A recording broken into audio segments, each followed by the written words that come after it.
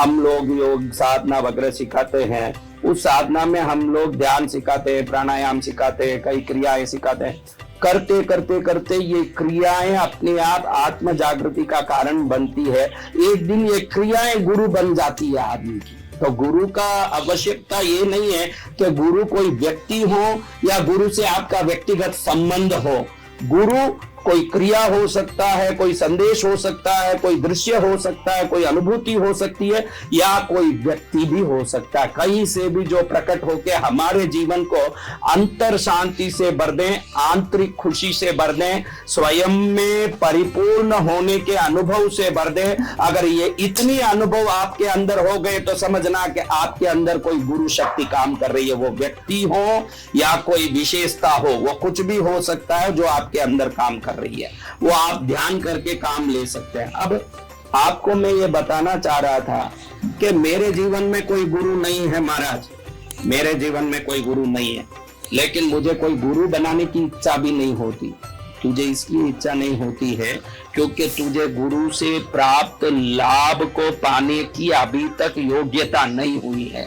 जिस समय तेरे में योग्यता आ जाएगी गुरु प्राप्ति के बाद प्राप्त होने वाले सुखों की और आंतरिक शांति की, वो इच्छा तभी होगी जब आंतरिक शांति प्राप्त होने का समय आ जाएगा। कई लोग बोलते हैं कि भगवान नहीं है। देखो भाई, जिसने भगवान नहीं है बोला उसने क्या तीर मारा। एक बहुत अच्छा मैंने संस्कृत श्लोक पढ़ा, वो श्लोक इतना सुंदर विवेचन मुझे दिमाग में डाला कि मुझे तो लगा कि बढ़िया श्लोक है। उस श्लोक में लिखा था, मैंने जिंदगी भर भजन की, जिंदगी भर पूजा की और मैंने जिंदगी भर आस्तिकता निभाई, अब मैं मर गया, भगवान नहीं था और क्या फर्क पड़ा, मेरे पूजा पाठ का रोज का 1 घंटा व्यर्थ गया होगा, उससे ज्यादा मैंने कौन सा। भाई तुम लोग कितना, कोई 24 घंटा पूजा करते हो, भाई आपके पूजा पाठ का समय कितना है?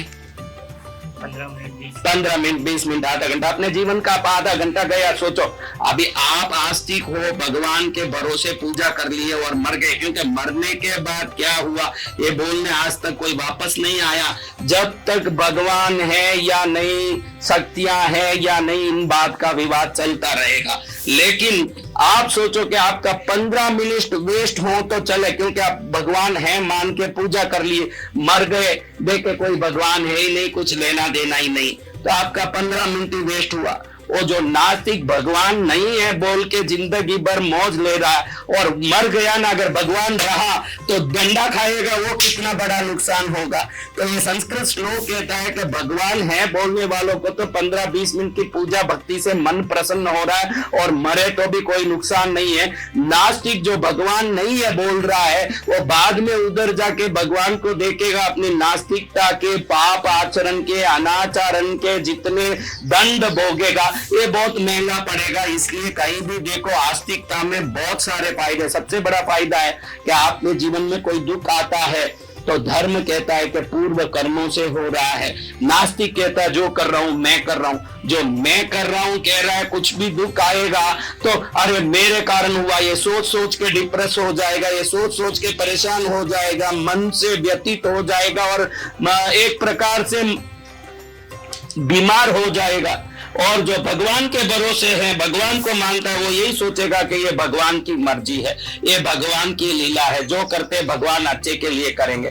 भगवान अच्छे के लिए किए या किस लिए वो अलग बात, लेकिन खुद का मन खुद को समझा के खुश हो जाता है कि जो करते हैं भगवान अच्छे के लिए करते हैं और मेरे पूर्व कर्म में कोई पाप है जो मुझे आज इस दुख को झेलने के लिए मजबूर कर रहा है। और वो मन को समाधान करके, मन को खुश करके शांत रह जाएगा।